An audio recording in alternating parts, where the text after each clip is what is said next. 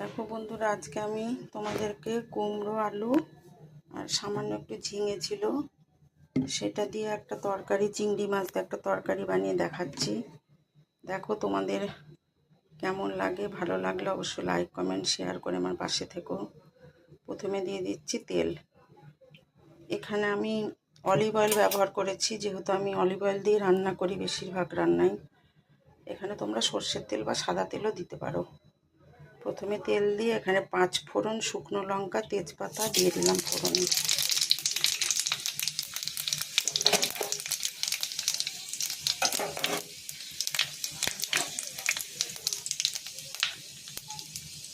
এটা হয়ে যাওয়ার পরে এর মধ্যে দিয়ে দিলাম চিংড়ি মাছ।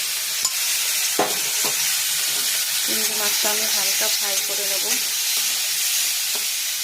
বেশি ভাজা করবো না। এখানে কোনো মশলারই ব্যবহার করব না, শুধু 5 ফোড়নটা, নুন, হলুদ, সামান্য একটু মিষ্টি দেবো, আর এই কাঁচা লঙ্কা একটু দিয়ে দিচ্ছি। এখানে দিয়ে দিয়েছি নুন, হলুদ, সামান্য একটু আখের গুড় দিয়েছি, সেটা তোমরা অপশনাল, দিতেও পারো নাও দিতে পারো, যেহেতু আমি কাঁচা কুমড়ো দিয়ে বানাচ্ছি। এটা খুব টেস্টি একটা খাবার, অনেকেই নিশ্চয়ই বানাও। যারা না বানাও তারা বানিয়ে দেখতে পারো, আশা করি তোমাদের ভালো লাগবে। এবার আমি ঢাকা দিয়ে আঁচটা একদম কমিয়ে দিলাম। আমি একবার তুলে দেখেছি, এবার ঢাকনাটা আর একবার তুলে দেখি। দেখো বন্ধুরা, কত জল বেরিয়েছে কুমড়ো থেকে। এই ঝোলটা পুরো শুকিয়ে গেলে তারপর আমি একটুখানি গরম মশলা দিয়ে নামিয়ে নেব।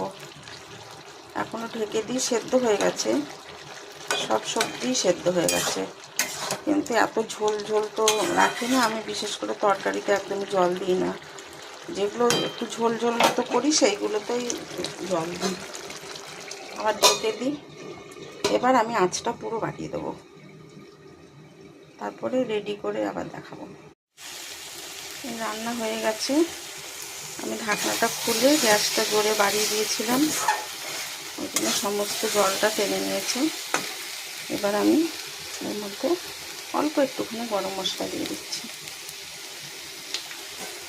একদিন রান্না করে তোমরা সবাই খেও, পেঁয়াজ রসুন ছাড়াও যে কত সুন্দর রান্না করা যায়। খুব ভালো একটা চিংড়ি মাছের গন্ধ বেরোচ্ছে। এবার আমি একটা থালায় ঢেলে তারপর দেখাচ্ছি।